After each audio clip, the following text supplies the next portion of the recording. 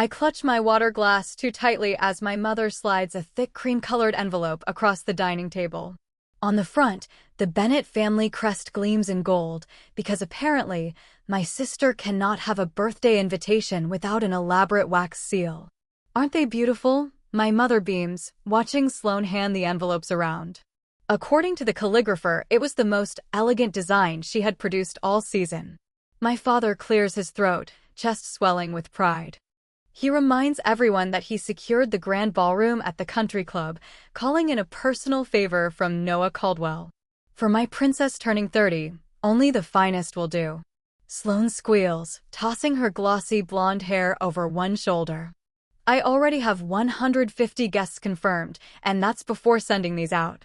The Parker's daughter had 120 at her 30th, and people called it the event of the year. She smirks. Until mine. I sip my water, letting the ice tap against my teeth. 10 years of the same conversations. 10 years of watching Sloane's birthday treated like a holiday, while mine slips by with a grocery store cake, if I'm lucky. My mother turns to me, sliding a thick manila folder across the table with her French manicured nails. A platinum credit card rests on top. We'll need you to manage everything again this year, dear. You're so good with details. She says it as though she's bestowing an honor instead of unpaid labor. I look down at the folder. Inside are magazine clippings, Pinterest pages, and vendor lists. The same folder I have been handed since I was 16, growing heavier each year with demands. Make sure they have that champagne fountain like the Parkers did, Sloane cuts in, eyes still glued to her phone. But bigger and with real champagne, not the cheap kind. My father taps the card and adds, "Use this for deposits. We'll pay you back. Eventually." He chuckles, as though it's a joke we share. My fingers tighten on the folder, trembling, but no one notices. No one ever does. I remember being 17, canceling a sleepover to address Sloane's 21st invitations. At 21, I skipped my own dinner plans because her DJ backed out and someone had to find a replacement. At 24, I watched my account drain to cover a $4,000 flower bill that my father promised to repay next week. I am still waiting. I remember my birthdays, exactly 2 weeks after Sloane's, blurred into leftover decorations and distracted well wishes. We're all partied out, my mother would say. Let's just do something small. But small meant forgotten. Small meant a half-hearted text at 9 at night. Small meant nothing. Avery? Did you hear me? My mother waves a hand in front of my face. I said the deposits must be placed by Friday. Yes, I reply automatically. I heard you. Later that evening, in my apartment, I spread the contents of the folder across my counter. The theme this year is glitz and glamour because old Hollywood was apparently too basic, according to Sloane's text. The budget began at $4,000 but has already swollen to $6,000. I open my laptop to my bank account, $3,207.42. My entire savings built slowly from my administrative assistant's salary. In 26 years, I have never once celebrated a birthday of my own properly. Not once. My phone buzzes. Maya, did they rope you into party planning again? My hands hover over the keyboard. Inside, something shifts like tectonic plates finally breaking free after years of pressure. Not this time. I close Sloane's folder and open a new browser tab. Florida Beach Rentals. Another tab, flight prices to Destin. Another, dolphin excursions. My phone rings, Sloane's face flashing on the screen, the professional headshot she insists we all use for her contact photo. I silence it and set it face down. On my laptop, I create a new folder labeled My Birthday. Inside, I save screenshots of beachfront houses with wraparound decks and ocean views. Places where I could watch the sunrise with a mimosa, free of demands, free of deposits. My phone lights up again. And again. And again. I ignore it, clicking book now on a blue bungalow with floor-to-ceiling windows and glowing 5-star reviews. 2 weeks in paradise. 2 weeks that cover my 26th birthday. For the first time in years, I feel a real smile tug at my lips. I enter my information and what spreads through my chest isn't guilt, nor fear. It is freedom. The next morning at the office, my phone buzzes for the 12th time before noon. I don't need to check the screen to know it's either my mother or Sloane. The constant vibration against my desk has grown so distracting that Tessa from accounting peers over her cubicle with sympathy. "Avery, your phone's about to have a seizure," she mutters. My boss Caleb pauses by my desk, noticing my tense expression. "Family problems again?" I nod, flipping the phone to reveal 15 unread messages. My mother wants the guest list raised to 175. Sloane has changed the theme from glitz and glamour to diamond elegance. I sigh, slipping the phone into my drawer. "I'll silence it." "Sorry." Caleb's hand on my shoulder stops me. "Take 10 minutes if you need to. Your reports are always early anyway." As soon as he walks away, my phone lights up again with my mother's face. I step into the break room and answer. "Avery, darling, I've been trying to reach you all morning," she begins briskly. "Call the caterer immediately. We're adding 25 more guests, and Sloane insists on having those lobster puffs she loved at the Garcias anniversary." "Mom, the contracts are already signed. Adding that many will cost." "Money is not the problem, dear. This is Sloane's special day." The kitchen door swings open. Tessa steps in, then quickly retreats when she reads my expression. I lower my voice. "The budget is already at 6,000. Who is paying for the extra costs?" "You can use the card we gave you," my mother says. "Your father will settle everything afterward." "Like last time?" The question slips out before I can stop it. "Avery Claire Bennett, I do not appreciate that tone." "Oh, and I'll swing by your office around lunch. I have fabric swatches for the table linens." Before I can object, the call ends. I grip the counter's edge and breathe through my nose, steadying myself. After booking the birthday trip, I checked my bank balance on my phone, an amount that will not change until payday next week. After lunch and after meeting my mother when she stops by the office, I return to my desk and feel heat rising up my neck. I slip into the restroom, lock a stall, and let my shaking hands calm. That night at home, I pull old family photo albums from the closet. Page after page, Sloane's elaborate milestones, her sweet 16 in a rented ballroom, her 21st with a hired band, her 25th with a weekend getaway for her and 20 friends. I flip through my childhood journal, the entries forming a painful rhythm. The 18th of April, 2015, my 16th birthday today. Family went to Sloane's volleyball tournament. Mom said we'd celebrate next weekend, but forgot.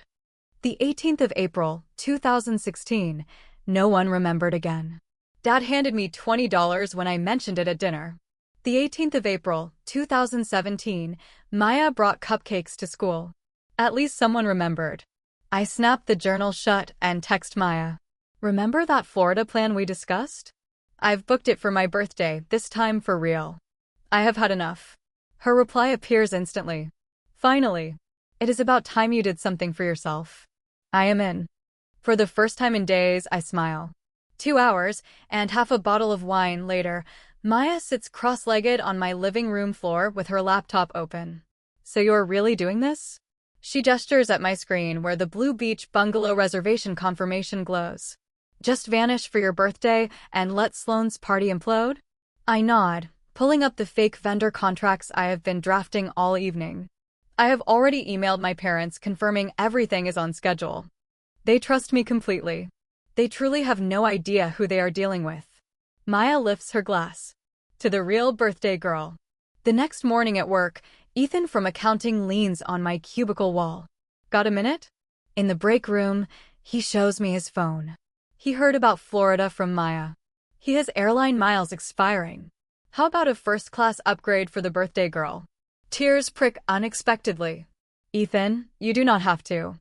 Please, it's either you or my mother, and she would only complain about the champagne." He flashes the confirmation. Already done. That night, a text from Aunt Lila arrives. She heard I am finally doing something for my birthday. Whatever I am planning, she supports me 100%.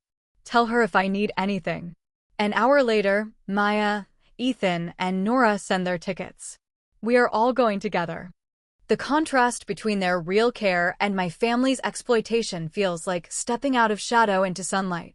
Friday evening at my parents' house, I lay the fake contracts across the dining table, catering, decor, entertainment, each with convincing letterheads and deposit confirmations. "We trust you completely, dear," my mother says without reading a single page. She slides over an envelope. "Here is the deposit money. 2,800 should cover everything, right?" My father nods absently, eyes on his phone. Sloane is upset about the color scheme again. She wants silver instead of gold. "I will handle it," I say automatically, the line I have spoken thousands of times. This time, the words taste different. On Monday, 3 days later, I deposit the check. The teller smiles. "Saving for something special?" I picture the ocean view from my bungalow, the dolphin swim booked for my actual birthday, the first-class ticket waiting in my email. "Yes," I say, feeling an unfamiliar, genuine smile. "Something very special for me." At a family dinner that Saturday, really another ambush, the dining room feels smaller, like the walls inch in during this emergency meeting 2 weeks before Sloane's birthday, as if we were discussing national security. "These decorations are completely inadequate," Sloane announces, slapping a catalog. "This is the most important day of my life. The centerpieces need to be at least twice this size." Mom nods. Dad checks his watch. I sit quietly, jotting notes while mentally confirming flights and bookings. "We will have to increase the budget again," Dad says, opening his checkbook. His eyes flick to me. "Avery, cover the difference until we get to the bank next week." I nod, a reflex learned over years. My savings have rebounded since I booked Florida, thanks to my salary and a forgotten Christmas bonus I had tucked away. "Oh," Dad says, pausing mid-signature as if recalling a trivial item. "Isn't your birthday sometime next month too?" Before I can answer, Mom pats my hand. "We can do pizza at our house once Sloane's celebration winds down. Nothing fancy, but still nice." The old me would have smiled gratefully. This version writes pizza in all caps in my planner and underlines it 3 times. "Thanks, Mom. That sounds perfect." The next morning, although it is Sunday, I email my boss to request personal days, my first vacation in 2 years. "Family emergency," I type, which is not exactly false. My emergency need to escape qualifies. On Wednesday, before the party, I pack at night so no one shows up unannounced. Each item feels like a small rebellion: my brightest sundress, the swimsuit I bought 3 summers ago but never wore, sunglasses too bold for practical me. When Sloane texts demanding gold-dipped orchids, I wait 40 minutes before replying. When Mom calls to change the menu again, I let it go to voicemail until lunch. Small rebellions, but they make me stand taller. The final payment for the dolphin swim posts on Thursday, timed perfectly for my birthday. I trace the confirmation email, warmth spreading through my chest. Mine. For me. At last. That night, at 9:47 p.m., my phone begins to ring. My father's voice booms through the speaker before I even say hello. "Emergency family meeting. Now." Sloane is having a crisis. When I arrive, Sloane is pacing the living room, mascara streaking her cheeks. 15 more people RSVP'd. "Yes, today." 15. Where will they sit? What will they eat? The entire seating chart is ruined. My mother rushes to her side with tissues, while my father's gaze falls on me, heavy with expectation. "This is what you do best, dear," my mother pleads. "Fix it." 3 faces lock on me: Sloane's desperate, my mother's pleading, my father's demanding. The old version of me would have already pulled out her laptop, already begun calling vendors, already shouldered the burden. Instead, I take a steadying breath and meet each of their eyes in turn. "Everything is under control. Trust me." The words linger. To them, I am promising to save Sloane's party. To me, I am confirming that my escape is perfectly arranged. My father's shoulders ease. "I knew we could count on you." If only they knew. At dawn the next morning, my alarm buzzes at 3:30 a.m., though I never slept. Maya's text arrives exactly 5 minutes later, outside. Engine off. No lights. I wheel my suitcase quietly down the hall, lock my apartment door, and step into the dark. Maya hugs me tightly, grabbing my bag. Operation Birthday Girl is officially underway, she whispers, grinning wide even in the shadows. The drive to the airport feels like crossing into another world, one where I actually matter. Maya presses a travel mug of coffee into my hand and gives me a birthday card signed by everyone in on the plan. At check-in, the attendant smiles. "You've been upgraded to first class, Miss Bennett." I squeeze Maya's hand, and she nods back knowingly. As I wait to board, Aunt Lila's text comes through, "Package delivered to the rental house. Happy early birthday, sweetheart. So proud of you." The group chat buzzes with excitement, perfect weather, dinner reservations confirmed, cake ordered, my favorite flavor. When my row is called, I walk tall, boarding pass firm in hand. As the plane doors close, I switch to airplane mode, watching the pile of missed calls from my family vanish. Relief washes over me like cool water. Later that day, I step into the brilliant Florida sunlight with Maya at my side. The rental car winds down coastal roads until we arrive at a pale blue house with wide windows facing the ocean. On the porch, my friends Maya, Ethan, and my college roommate Nora hold up a banner that reads, "Happy Birthday, Avery." The sight of my name in bold letters tightens my throat. Inside, the decorations are simple and elegant, glowing in the afternoon light. Nothing gaudy, nothing overdone. Just thoughtful touches that reflect me. Maya presses a champagne flute into my hand. "To Avery," she says, finally celebrating the birthday girl who deserves it. We clink glasses. I glance around at these people who gave up time, money, and energy just to make me feel valued. My chest fills with something I haven't felt in years. "I need to change my voicemail," I murmur, pulling out my phone. They watch as I record. "Hi, you've reached Avery. I'm unavailable until further notice. Please leave a message." Unavailable. The word itself feels like freedom. That evening, I walk barefoot on the beach, the sunset spilling fire across the horizon. The tide flows over my feet and retreats again, like the years I spent giving and retreating over and over. For the first time, I allow myself to feel the ache of being overlooked. Tears blur my vision, salt mixing with the ocean spray. Then footsteps approach. My friends gather around me. Maya holds out a chocolate cupcake, a single candle flickering in the breeze. "Make a wish," Nora whispers. I close my eyes. I wish to never disappear again. When I blow out the flame, I open my eyes to find them smiling back at me. "I think this is the first time I've ever felt special on my birthday," I whisper. Ethan raises his phone, capturing us against the golden sky. "Caption?" he asks, thumb hovering. I grin, lighter than I've felt in years. Best birthday I've never had. On Sloane's birthday, that Saturday, the grand ballroom of Westlake Country Club sits empty at 6:15 in the evening. No twinkling lights. No champagne fountain. No floral centerpieces. Just bare tables and stark walls. The venue manager checks his watch as the waitstaff linger near the kitchen. By 6:27, the first guests arrive, dressed in cocktail attire. They wander through the unlocked doors, their voices echoing. "Is this the Bennett party?" A woman in sequins asks a server. "No setup has been scheduled for tonight," he replies after checking his clipboard. "There is nothing booked here." By 6:45, the parking lot is packed with luxury cars, their passengers huddled in confusion, invitations clutched in hand. At exactly 7 o'clock, Sloane sweeps into the ballroom in her custom gold gown, her expression transforming from pride to horror. "Where is everything? The decorations? The bar? The DJ?" She whirls toward our parents, who stand frozen. My mother fumbles for her phone, voice shaking. "There must be some mistake. We booked weeks ago. My daughter handled it all."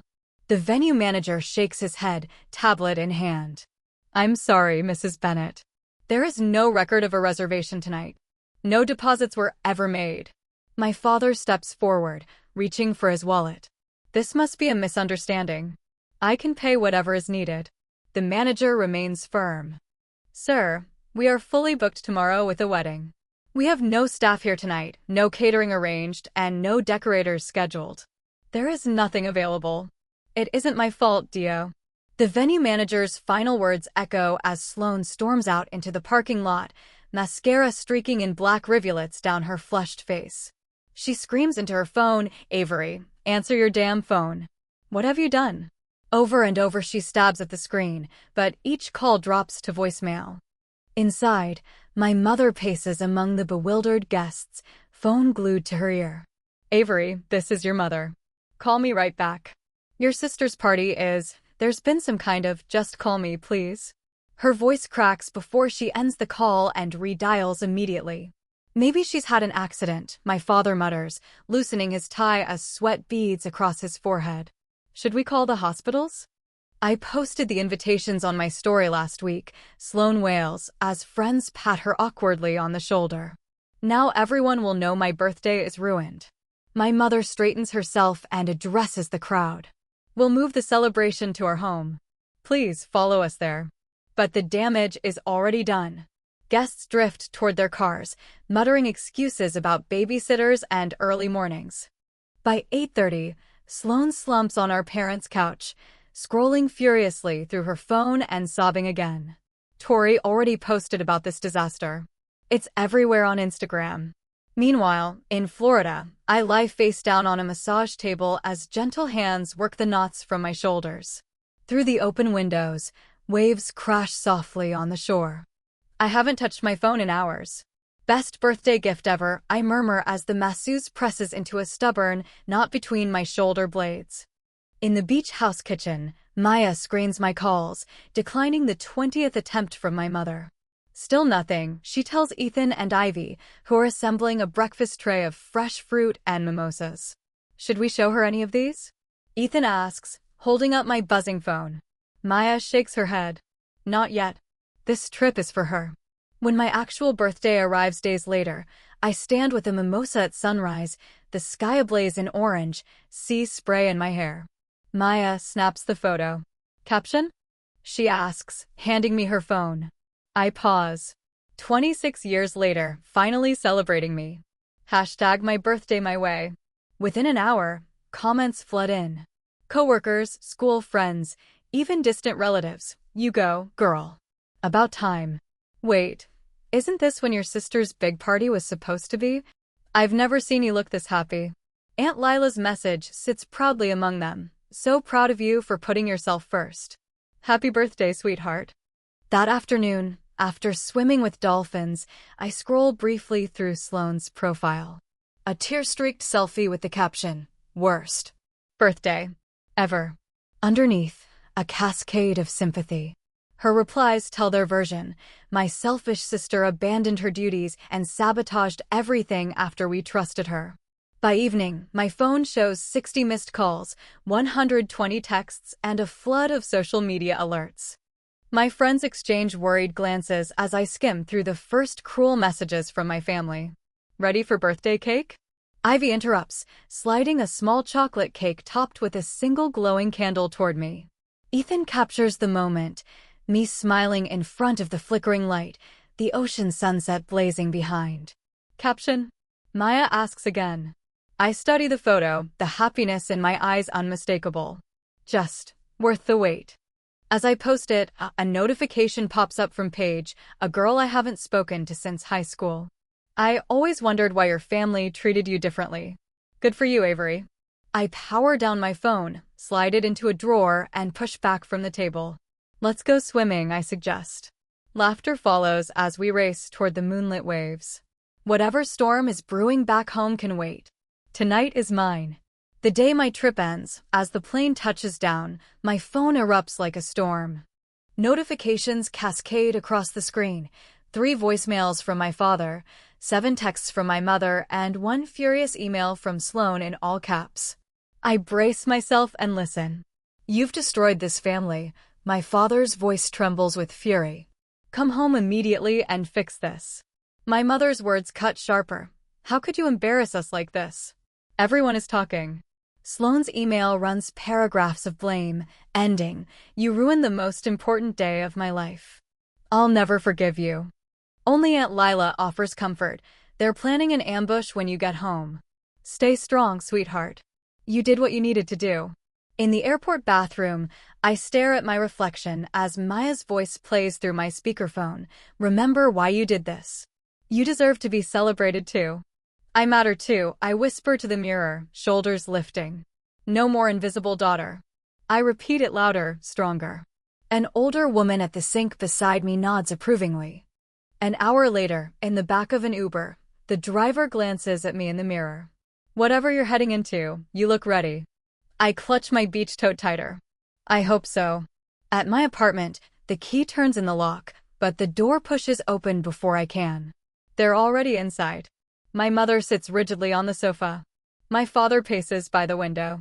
Sloane occupies my chair, her eyes red and swollen. How could you be so selfish and childish? My mother's voice lashes before I even set my bag down. My father stops pacing, shoving his hands into his pockets. We raised you better than this, Avery. You've always been jealous of me, Sloane wails, breaking into another theatrical sob. I close the door deliberately, standing tall while they sit. They expect me to fold, to apologize, to beg. But instead, my voice steadies. I've been planning my sister's birthdays since I was 15, I begin. I've canceled my own plans, spent my savings, and devoted years to making sure her special days were flawless. My mother opens her mouth, but I raise a hand. I'm not finished. The words are sharper than I intended. Pulling out my phone, I open the calendar app. Here are the last 11 years of birthdays. These highlighted dates? Sloane's parties. Notice the ones 2 weeks later. I turn the screen toward them. Those are mine. No highlights. No reminders. Nothing at all. My father shifts uncomfortably in his seat. That's hardly the point, he mutters. I have never had a birthday party, I reply, my voice steady. Not once in 26 years. This trip with my friends was the first time anyone ever celebrated me. From my bag, I pull a folder, organized the same way they've always handed me one for Sloane. Here is a record of the costs I've covered for her parties. $6,000 in just the last 3 years alone. Money I was promised would be reimbursed. The silence grows heavy, pressing into the room. Finally, my mother waves a dismissive hand. Birthdays don't matter at your age anyway. My father's jaw tightens. After all we've done for you, this is how you repay us? By humiliating your sister in front of everyone. Sloane sniffs loudly, her voice dripping disdain. You've always been the boring one. Who would even show up to your party? Their words hang in the air, confirming what I have always suspected but dreaded to face. Something inside me snaps, sharp and final, like a stretched fan breaking. I spent my birthday with people who actually celebrated me, I say softly, people who see me as more than Sloane's stand-in. My mother blinks, unsettled by my calm. My father opens his mouth, but nothing comes out. I hold out my hand. I need my apartment key back. She fumbles through her purse and presses it into my palm, uncertain. From now on, my birthday will be recognized just like Sloane's. Either we rebuild this family with respect, or we don't have one at all. You can't be serious, my father sputters. I am completely serious. I cross to the door and pull it open wide. It's time for you to leave. Slowly, with disbelief etched into their faces, they rise. At the threshold, my mother pauses. We should talk when you're thinking more clearly. I have never been clearer, I reply, meeting her eyes without wavering. They file out one by one. Sloane throws me a final glare before I close the door firmly behind them, sliding the deadbolt into place. In the sudden stillness, I press my back against the door and sink to the floor. My hands tremble as the rush of adrenaline fades. But for the first time in years, the trembling feels like strength, not weakness. It feels like freedom. A year later, during my birthday party, the doorbell chimes as I adjust the string of twinkling lights across my living room.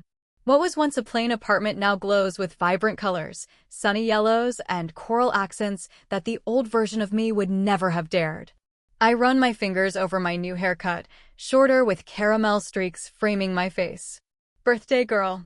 Maya bursts in with a homemade cake, Ethan and 3 other friends behind her. Aunt Lila follows, holding a wrapped box tied with satin ribbon. Look at you, Aunt Lila says warmly, giving me a proper once-over. She's right. My shoulders stand tall, and my smile finally reaches my eyes. Maya raises her glass. To the year Avery found her voice. And to many more birthdays celebrated exactly as they should be. The champagne sparkles as glasses clink. Photos from Florida hang proudly on the wall, a reminder of the moment everything changed. My therapist would call this progress, I say with a laugh that feels natural now. Dr. Patel taught me that one act of self-respect can ripple through every part of your life. Since then, I've earned a promotion, negotiated a raise, and even started dating again. Your mom called me yesterday, Aunt Lila says softly as the others chat nearby. She wanted to make sure I'd be here. I nod, thinking of the card that arrived on time 3 days ago, with a short note, thinking of you. Small steps. My father still struggles. Last month he asked when I'd get over this phase. But Sloane surprised me. After 6 months of silence, she texted, "Do you want to get coffee? We're rebuilding slowly on new terms." Present time. Ethan calls, stacking packages on the table. I unwrap each one. Books I'd wanted, a delicate bracelet, concert tickets. Aunt Lila's gift is last. Inside is a silver frame holding a faded photograph of 4-year-old me blowing out candles on a small cake. "I took this before your parents decided Sloane's parties would take priority," she explains. Behind the photo, a note reads, "There was always someone who saw you. Never forget your worth." My throat tightens as I place it beside the Florida photos. "What about next year's birthday?" Maya asks, topping off my glass. "Just this," I answer. Presents over presents. At work last week, I noticed Harper, the new hire, apologizing through meetings. I invited her to lunch, sharing my story. "You're allowed to have opinions," I told her. "You're allowed to take up space." Later that night, after cake and laughter, I step onto my balcony. Through the window, the Florida photos glow on the wall. On my calendar, 2 birthdays are now marked with equal weight, mine and Sloane's. My phone rings. It's Mom. Probably about the family dinner next weekend. "Avery, can you help decorate for your father's retirement party? You're so good with details." I take a deep breath and reply firmly, "No, I can't help. I have my own plans that day." Because sometimes, the greatest gift you can give yourself is permission to matter.